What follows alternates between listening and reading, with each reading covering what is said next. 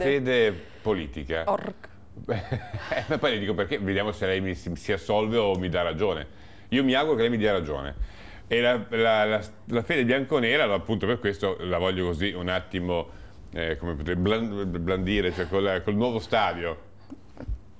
È importante il nuovo stadio per la Juventus. Speriamo che questo finalmente significhi anche una squadra un po' più competitiva. No, la cosa che mi ha fatto un po' ridere, cioè ovviamente